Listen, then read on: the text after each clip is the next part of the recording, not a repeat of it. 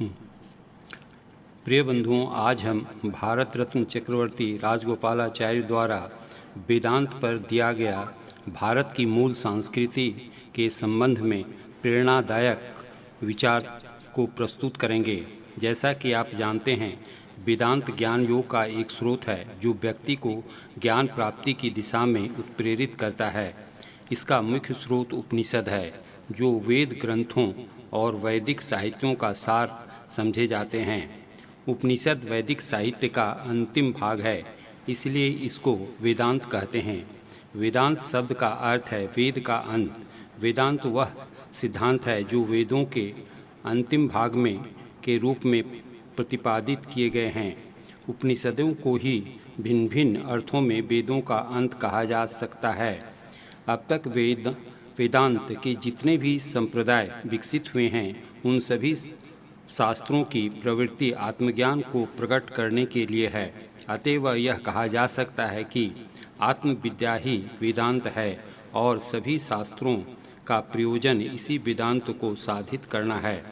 वैदिक काल में 3 प्रकार का साहित्य देखने में आता है। सर्वप्रथम वैदिक मंत्र आते हैं, जो भिन्न भिन्न संहिताओं ऋग्वेद, यजुर्वेद, सामवेद में संकलित हैं।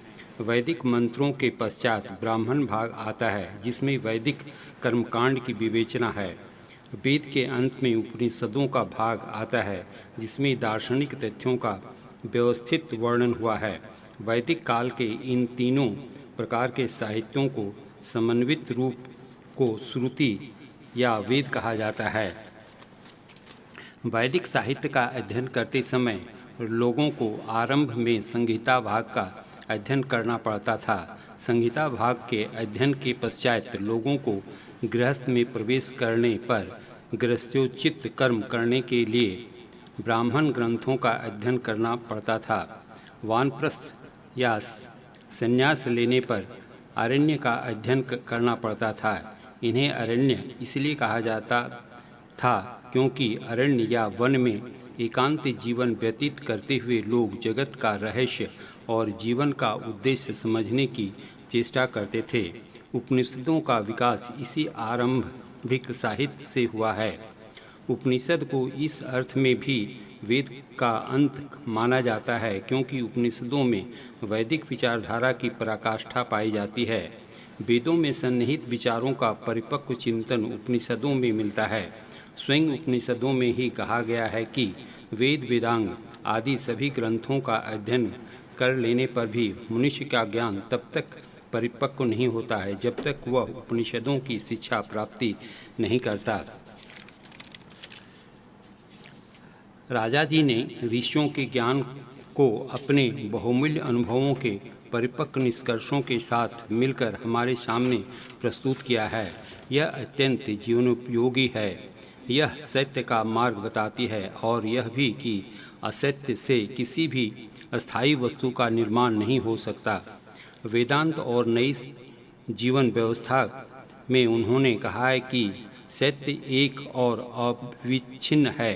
अतएव विज्ञान, धर्म और राजनीति में सन्निविष्ट विरोधी भाव सामाजिक हित को हानि पहुँचाए बिना नहीं रह सकते।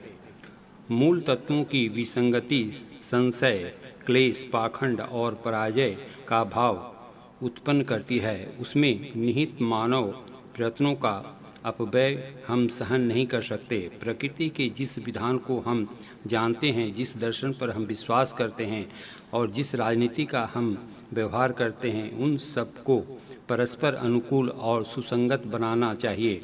यदि हमें सत्य पर सच्ची श्रद्धा और मानव सभ्यता के पुरातन सृष्टाओं के साहस और पुरुषार्थ का कुछ भी अंश है, तो हमें इससे निराश नहीं होना चाहिए। जो वस्तु विज्ञान के नाम से सिखाई जाती है और सत्य के नाम से पूर्णतया स्वीकार कर ली जाती है, उसे धर्म में भुला देने की अपेक्षा है। इतना ही नहीं, धर्म में जिस श्रद्धा और पवित्रता और अनुल्लंघनीय माना जाता है, उसे राजनीतिक कार्यों से अलग रखने और उनमें कोई योग प्रदान न करने देने की अपेक्षा की जाती है। इसके लिए हम अनेक प्रकार की आत्म प्रवंचना का आश्रय लेते हैं और विसंगति को वंशानुवंश जारी रखने के विचार पूर्ण उद्देश्यों से अपनी संतति के साथ कपटाचार करते हैं। विरोधी विचारों का भले ही वह सद्भावनापूर्ण हो, एक साथ स्वीकार किया जाना कल्याणकर नहीं हो सकता है। असत्य का पुरस्कार आध्यात्मिक मृत्यु है। स्त्रियों और पुरुषों के मन और बुद्धि ही प्रगति के मुख्य साधन हैं, परंतु उनका निरंतर क्षय किया जा रहा है। समग्र मानव जाति अथवा व्यक्ति विशेष के लिए यह हितकर कैसे हो सकता है? प्राचीन काल में इतना विरोधाभाव नहीं था। इसका एक कारण यह था कि उस समय विज्ञान की इतनी प्रगति नहीं हुई थी। धर्म और राजनीतिक प्रवृत्तियों का पारस्परिक विरोध विज्ञान और धर्म के परस्पर विरोध से भी बड़ा है। स्पष्ट है कि जो भी धर्म अथवा दर्शन आधुनिक विज्ञान के प्रतिकूल होगा, वह पाखंड और दंभ बनकर रह जाएगा। यदि हम मानव प्रगति का दृढ़ आधार सुरक्षित रखना चाहते हैं तो विज्ञान और धर्म तथा राजनीति और धर्म के बीच के समस्त विसंगति का अंत किया जाना चाहिए, जिससे संभवित विचार और भावनाओं की प्रतिष्ठा हो सके। भारत में एक धर्ममूलक दर्शन प्रस्तुत है जो स्वयं सभ्यता के समान पुरातन है। वह विज्ञान के असाधारणतः अनुकूल है। यद्यपि विदेशियों को यह दावा विलक्षण प्रतीत हो सकता है। उस धर्ममूलक दर्शन से एक नीति शास्त्र विकसित हुआ है जो अधिक न्यायपूर्ण, सामाजिक तथा आर्थिक संगठन का दृढ़ आध्यात्मिक आधार बनने योग्य है। यह एक असाधारण बात है कि विकास के सिद्धांत का और नियम के शासन का जिस रूप में उसे वैज्ञानिक जानते हैं, निरूपण हिंदू धर्म में पहले ही कर दिया गया था। वेदांत का परमात्मा मनुष्य की कल्पना द्वारा उत्पन्न और मानव रूप में आरोपित परमात्मा नहीं है। गीता में ईश्वर के प्रभुत्व की व्याख्या ऐसी भाषा में की गई है जिसमें आधुनिक विज्ञान द्वारा धार्मिक विश्वासोत्पत्ति शास्त्र और के विरुद्ध उठाई गई आपत्तियों का अनुमान और समाधान निहित है। परमात्मा का प्रभुत्व कारण और कर्म के अपरिवर्तनीय विधान में और उसके द्वारा प्राकृतिक नियमों के द्वारा सब क्षेत्रों में कार्यान्वित होता है। सब चराचर सृष्टि मुझ में स्थित है और फिर भी यह आश्चर्य देखा है कि मैं उसमें अलग हूँ और प्रकृति अकेली काम करती रहती है। प्रकृति ही मेरे हस्तक्षेप के बिना चर और अचर सृष्टि को उत्पन्न करती है।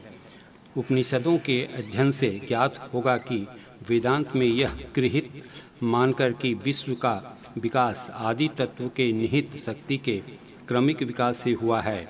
आधुनिक विज्ञान के सिद्धांत पहले से ही प्रतिपादित कर दिए गए हैं। वास्तव में हिंदू धर्म दर्शन अन्य सब धर्मों की विचारधाराओं की अपेक्षा प्राकृतिक विज्ञान तथा भौतिक शास्त्र के विकास संबंधी और आणविक उत्पत्तियों के अधिक निकट है। उपनिषदों की प्रधान विशेषता यह है कि उनमें सत्य की भांति भक्ति और अविराम गवेषणा का आग्रह किया गया है। यह वैज्ञानिक अनुसंधान से भिन्न है। व्यक्तिगत लाभ का उद्देश्य रखे बिना केवल समाज के हित की दृष्टि से काम करना ही भागवत गीता में जीवन का मार्ग बताया गया है। वह सब कामों की समान प्रतिष्ठा है और पवित्रता पर तथा निर्लिप्त होकर और परिणाम से उद्विग्न हुए बिना सच्चाई के साथ कर्म करने पर जोर देती है। वास्तव में गीता एक अनोखी रीति से धार्मिक रूप में समाजवादी विचारधारा का प्रतिपादन करती है। गीता बताती है कि अपने नियम कर्मों को करना अधिकतम सच्चे अर्थ में ईश्वर की उपासना करने के तनिक भी कम नहीं है। वेदांत में भारत की स्मरणतीय परंपराओं में ओतप्रोत एक ऐसी शिक्षा उपलब्ध है जो नई और अधिक न्यायपूर्ण जीवन व्यवस्था का आध्यात्मिक और सांस्कृतिक आधार बन सकती है। वेदांत भारतीय संस्कृति का मूल स्रोत है। यह भूतकाल में उसका मूल स्रोत रहा है और अब भी है। भारत की स्त्री पुरुषों ने जिस साहस, शौर्य, आत्म बलिदान और महानता का परिचय दिया है, वह सब का सब वेदों के दर्शन शास्त्र वेदांत से प्रभावित हुआ है। अभी वेदांत भारतीयों का जीवित जागृत भाव और उसकी प्रतिभा है। विदेशी सभ्यता अथवा नई महत्वाकांक्षाओं का हम पर कितना ही प्रभाव पड़े, हमारे मुख्य स्रोत में सड़न उत्पन्न नहीं हुई है। वेदांत भारत की मूल संस्कृति है। उपनिषद वेदांत का स्रोत है। प्राचीन ग्रंथों का अध्ययन करते समय हमें यह आशा नहीं करनी चाहिए कि वे कल ही लिखे हुए ग्रंथों के समान होंगे। जब वे लिखे गए थे उस समय संसार, यह देश और मनुष्यों का जीवन तथा स्वभाव आज से बहुत भिन्न थे। हमें इस भारी अंतर को भूल चूक कर हजारों वर्षों पूर्व लिखित ग्रंथों का अर्थ और निर्णय आधुनिक विवादों की दृष्टि से नहीं करना चाहिए। उस काल में लिखित पुस्तकों का संबंध तत्कालीन जीवन के विषयों से ही हो सकता है। हमें अपनी कल्पना और बुद्धि से उस प्राचीन जीवन का पुनर्निर्माण करना चाहिए और भारतीय ऋषियों के लिखे हुए ग्रंथों की को यद्यपि वह अब भी आधुनिक कागज पर आधुनिक ढंग से छाप दिए गए हैं, उसी प्राचीन भूमिका के आधार पर पढ़ना चाहिए। उपनिषदों की मुख्य शिक्षा यह है, मनुष्य इंद्रिय सुख संपत्ति तथा संसार के पदार्थों से अथवा वेदों द्वारा नियत यज्ञादि कर्मों से जिनकी शक्ति पर उस काल में पूर्ण विश्वास किया जाता था, स्वर्ग आदि अधिक बड़े सुख प्राप्त कर लेने पर भी अस्थायी सुख प्राप्त नहीं कर सकता। सुख केवल मुक्ति से और मुक्ति केवल आध्यात्मिक यज्ञ से प्राप्त हो सकती है, जो कर्म बंधनों को तोड़कर हमें परमात्मा के साथ मिला देता है। ज्ञान के मार्ग में अनेक मंजिलें हैं। उपनिषदों के मंत्र यत्र तत्र परस्पर विरोधी दिखाई पड़ सकते हैं, परंतु यदि यह स्मरण रखा गया कि सत्य की शिक्षा अंश क्रम से दी जाती है तो वह विरोधाभास तिरोहित हो जाएगा। हमें अपने अंतरतम में छिपे हुए आत्मा को देखना चाहिए। यहाँ देखने का अर्थ संशय का पूर्ण निवारण और सत्य की पूर्ण अनुभूति है। आत्मा को देखने के लिए बुद्धि और जिज्ञासा पर्याप्त नहीं है, जीवन की साधुता और पवित्रता आवश्यक है। आत्मा शरीर के स्थूल अंशों अथवा इंद्रियों के समान नहीं है। वह शरीर के किसी विशेष भाग में स्थित भी नहीं है। वह स्थूल शरीर और मन में भी ओतप्रोत है। जब तक मन स्वच्छ नहीं है, वह उससे अलग नहीं मालूम होगा और न ज्ञात ही होगा। किसी ब्रह्म वस्तु को देखना एक बात है, परंतु शरीर के अंदर छिपे हुए और उसमें ओतप्रोत आत्मा को देखना बिल्कुल भिन्न है। आत्मनिरीक्षण से हमें अपने मन का विश्लेषण कर सकते हैं, परंतु आत्मा को देखने के लिए न केवल अपनी आँखों की अंदर की ओर घूमने वरन मन को स्थिर तथा विकार रहित करने की आवश्यकता होती है। पवित्रता और अलिप्तता के बिना माध्यम मलिन रहता है और उसके पृष्ठ की वस्तु दिखाई ही नहीं पड़ सकती है। हमारी दृष्टि को अंध बनाने वाला अज्ञान नहीं होता है, कामनाएं और आसक्तियां होती है। इस सत्य का अनुभव कर लेने पर ज्ञात हो जाएगा कि अंतर्निहित आत्मा के साक्षात्कार के लिए सदाचारी जीवन तथा पवित्र हृदय की आवश्यकता क्यों होती है। तब यह भी स्पष्ट हो जाएगा कि वेदांत के श्रद्धा प्रेरित भाष्यों में जिन तीन भागों का समन्वयतः भिन्न माना गया है, वे सब एक ही हैं। इन भागों को ज्ञान मार्ग, भक्ति मार्ग और कर्म मार्ग कहा जाता है। छंद योग्य उपनिषद का छठा अध्ययन इस पुरानी पहेली से आरंभ होता है, क्या कोई आदि कारण था? क्या यह देखकर कि कारणों की गवेषणा हमें उनकी एक अनंत श्रृंखला में पीछे ले जाती है, हम कारण सिद्धांत ही छोड़ दें और कहने लगें कि जगत शून्य से ही उत्पन्न हुआ है। ऋषियों का कथन है, यह नहीं हो सकता है, शून्य से शून्य ही निकल सकता है, असत से सत उत्पन्न नहीं हो सकता है। इसलिए हमें मानना ही पड़ेगा कि कारण रहित प्रारंभ में आदि कारण सत्य अर्थात चिन्मय परमात्मा अवश्य था और सत्य ने विस्तार की इच्छा की और वह प्रकाश जल तथा जीवधारियों के रूप में परिणत हो गया। ये जीवधारी एक दूसरे के आहार और बढ़ते हुए बहुगुणित होते रहते हैं। सत्य ही अब भी बहुगुणित और विस्तृत हो रहा है। हमने वेदांतियों को कहते सुना है कि यह जगत मिथ्या है। इसका अर्थ यह नहीं है कि जगत सत्य नहीं है, वह सत्य है। जब कहा जाता है कि परमात्मा ही सब कुछ है तो अर्थ यह होता है कि वह अंतर्निवासी चैतन्य है जो सब प्राणियों को जीवित रखता है। जिस तरह शरीर के लिए आत्मा है, उसी तरह परमात्मा सब आत्माओं का आत्मा है। जब कोई कहता है मैं गया, मैं आया, मैंने किया, तो यह ब्रह्म रूप से शरीर का काम होता है, परंतु यथार्थ में यह सब अंतर्निवासी देही का ही काम है। जो सब कर्म करता है शरीर के कर्ता मानना गलत होगा। इसी प्रकार परमात्मा हमारी आत्माओं का आत्मा है। जीवात्मा की प्रत्येक प्रवृत्ति परमात्मा की प्रवृत्ति है। सब आत्माओं को उसका शरीर कहा जा सकता है। परमात्मा सत्य है और इसी प्रकार उसे ओतप्रोत आत्मा भी सत्य है, शरीर भी सत्य है। यद्यपि अंतर्निवासी चैतन्य ही उसे जीवन प्रदान करता है। एक कदम और आगे जाएं तो जो जीवात्माओं को प्राण और वास्तविकता प्रदान करता है और उन्हें जो कुछ वे हैं से बनता है, वह परमात्मा है। परमात्मा सब जीवात्माओं में ओतप्रोत रहता है और उन्हें धारण करता है। इसका अर्थ यह नहीं है कि जीवात्मा असत्य है। विश्व अपने समग्र रूप में और प्रत्येक जड़ तथा चेतन अलग अलग सर्वव्यापी परमात्मा का शरीर है।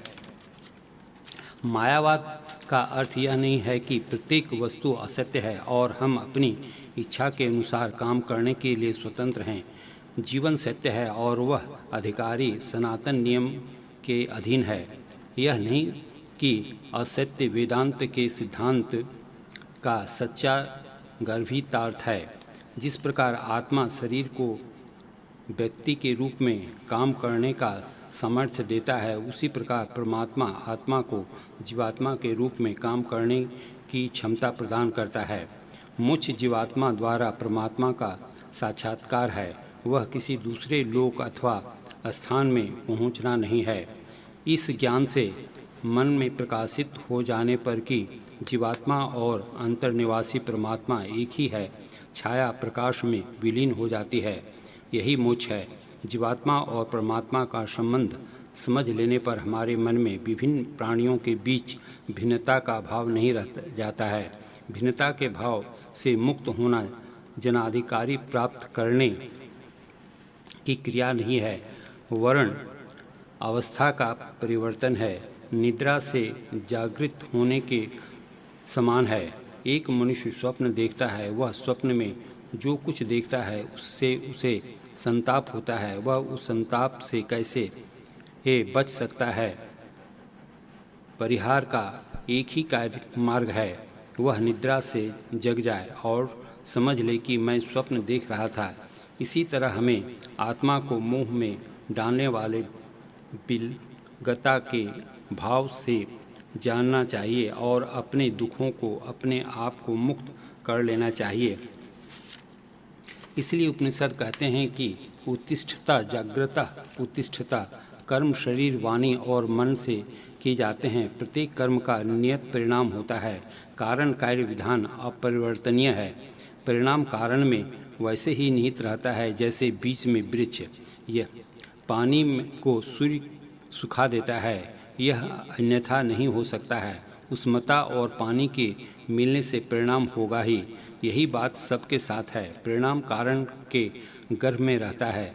यदि हम गंभीरता से विचार करें तो संपूर्ण जगत अपने विविध अंगों में कर्म के अपरिवर्तनीय नियमों के अनुसार विकसित होता दिखाई पड़ेगा। वेदांत में कर्म के इसी सिद्धांत का निरूपण किया गया है। कर्म पर भाग्यवाद की दृष्टि से विचार करना गलत है। वेदांत में भाग्य का जैसा कोई विवेचन किया गया है, उसके अनुसार उसमें कर्म त्याग और प्रकृति नियमों पर श्रद्धा का भंग निहित नहीं है। कर्म पूर्व कारणों का परिणाम है, वह परिणाम का अटल नियम है।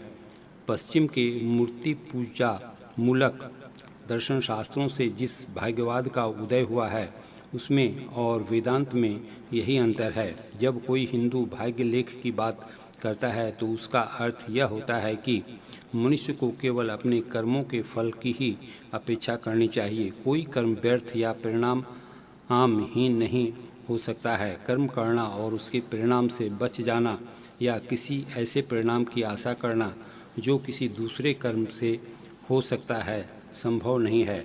निश्चित कर्मों का उसके अनुरूप परिणाम होना अनिवार्य है। इस प्रकार कर्म के विधान से सच्चा कर्म स्वतंत्र उत्पन्न होता है। हम मन, वाणी और शरीर से कर्म करते हैं। हमारे विचार, वाणी और कर्म सब अपना अपना फल देते हैं। उन फल से बचा नहीं जा सकता है। जब कोई वेदांती कहता है कि प्रत्येक घटना कर्म के अनुसार होती है तो उसका अर्थ यह नहीं होता है कि ज्ञान और मानवीय प्रयत्न व्यर्थ हैं और मानवीय कर्मों का कोई महत्व नहीं है। कहा है, हाँ मैं मानता हूँ कि यह विधि है, यह न्याय की विधि है कि अज्ञानी को आनंद प्राप्त नहीं होता है। यह न्याय की विधि है कि आरोग्य के नियमों की उपेक्षा करने से रोग की यातनाएं सहनी पड़ती है। हम किसी सिद्धांत की सहायता के बिना भी समझ सकते हैं कि प्रत्येक अच्छे या बुरे विचार अथवा कर्म का हमारे ऊपर तुरंत परिणाम होता है। यह परिणाम दूसरे पर अथवा ब्रह्म जगत पर होने वाले परिणाम के अतिरिक्त होता है। कोई चाहे या न चाहे, उसके मन की प्रत्येक वृत्ति उसके चरित्र पर अमिट छाप डाल देती है और उसके चरित्र का विकास उसी के अनुसार अच्छा या बुरा होता है। हिंदू विचारधारा के अनुसार इस जीवन में मनुष्य के विचारों, कार्यों और पश्चातापों से उसका जो चरित्र बन जाता है वह शरीर का अंत होने पर आत्मा के साथ संलग्न रहता है और उसकी दूसरी जीवन यात्रा में आरंभ से ही उसका साथी होता है। पूर्व जन्मों के कर्म, विचार और आसक्तियों के फलस्वरूप हम कुछ निश्चित स्वभाव या वृत्तियों के साथ नया जन्म ग्रहण करते हैं। मनुष्य ठीक अपने कर्मों के अनुसार ही अपना विकास करता है। विकास का क्रम मूल्यों से भंग नहीं होता है, वह दूसरे जीवन में जारी रहता है। हिंदू धर्म का यह सर्वाधिक महत्वपूर्ण सिद्धांत शक्ति संचय नियम के नैतिक क्षेत्र में कार्यान्वित है। छोटे से छोटा कंकड़ फेंकने से भी पानी में लहर उठ जाती है। वह लहर गोल गोल घेरों में बराबर फैलती जाती है। हमारे सब विचारों और कर्मों का भी ऐसा ही परिणाम होता है। मन में उत्पन्न हुआ अत्यंत सूक्ष्म और गहन विचार भी विश्व शांति को प्रक्षुब्ध कर देता है और उसे क्षोभा का शांत करना आवश्यक होता है।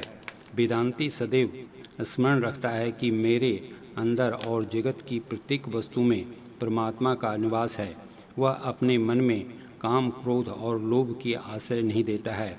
वह जन्म, घटनाओं और परिस्थितियों के फलस्वरूप अपने ऊपर आने वाले या अपनी सामाजिक स्थिति से उत्पन्न होने वाले सब कर्तव्यों को पूर्ण सावधानी के साथ और सद्विवेक बुद्धिपूर्वक परंतु अनासक्त होकर करता है। वस्तुतः किसी भी सामाजिक व्यवस्था के अंतर्गत व्यक्तियों या समूहों के लिए नियत कर्मों का ऊंच नीच भाव नहीं है। सब काम समाज को पोषण और कल्याण के लिए समान रूप से आवश्यक है। यदि हम वेदांत सम्मत जीवन व्यतीत करें तो दोषों की वृद्धि बंद हो जाएगी और भावी जगत में निवास करने वाले आत्मा उत्तरोत्तर उन्नति करते जाएंगे। धन्यवाद।